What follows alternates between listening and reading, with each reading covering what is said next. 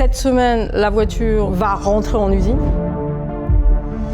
Et il nous reste quelques semaines pour finaliser l'industrialisation et produire le premier véhicule. La partie délicate, c'est vraiment la période où on rentre en usine jusqu'au démarrage série. C'est là que finalement toutes les équipes convergent et donc il faut s'assurer qu'on n'en laisse pas un sur le bord de la route. Il faut vraiment que l'équipe fasse corps et qu'on avance ensemble. Honestly, good job. Everything is green. So thankful for the convergence. We'll see a debriefing after the milestone. We need to go in detail with the regulation, see what it is about here. Pour tout projet, l'entrée en usine est un jalon vraiment clé, puisque en fait, on est à la fin du développement produit, on doit avoir un développement produit validé, et l'usine s'est préparée à produire la voiture, et là maintenant, on va être dans la phase industrialisation. Je considère que Twingo, au départ, c'est un laboratoire. C'est-à-dire qu'on est parti en conquérant pour essayer de découvrir des nouvelles méthodes pour aller vite. On a un rôle d'éclaireur, quelque part, puisqu'il a fallu explorer de nouvelles méthodes de conception. What we've done with the Twingo is also a different approach towards the manufacturing processes. Thanks to the speed of the project, because it's somehow the mantra of the Twingo, the manufacturing plant can learn how to assemble the car and which ones are the critical points that you have in every project, right? To produce the car in series in a much earlier stages. The manufacturing plant is really ready to start flooding the market with Twingos.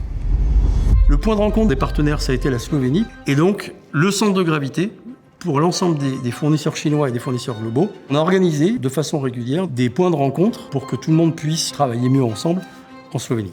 Il y avait des équipes de Novo Mesto qui venaient en Chine, des équipes basées en Chine qui viennent en usine. On a eu une adaptation en fait et un échange entre les différents interlocuteurs très fort et indispensable pour pouvoir replanifier nos activités et nos livrables tous ensemble. La première voiture fabriquée à Novo Mesto, c'est super impressionnant. Maintenant, c'est la première étape. Il ne faut pas relâcher. La fin du planning arrive vite, mais on a encore quelques petites choses à finir pour arriver au premier véhicule pour le client. Et ça, aujourd'hui, c'est trop bas. Donc ça va remonter. Et qu'il ne faut pas qu'on se plante et il faut qu'on s'assure que les propositions que l'on va faire règlent bien le problème. Donc voilà, il faut vraiment qu'on s'assure, on va maqueter et être sûr que ça règle le problème.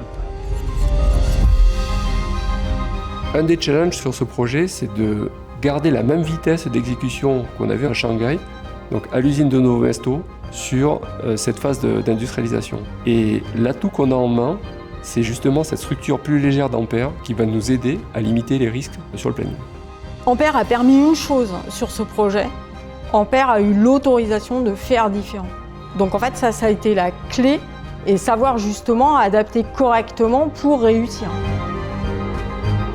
La satisfaction, je pense, sur ce projet, c'est de se dire qu'il y a un an, on était tous autour d'une maquette en argile, clé, et on avait le premier design de la voiture. Et un an plus tard, on se retrouve en usine, autour de la première voiture, avec des outillages définitifs. Et donc ça, c'est un record. Jamais chez Renault, on a réussi à faire quelque chose comme ça, quoi.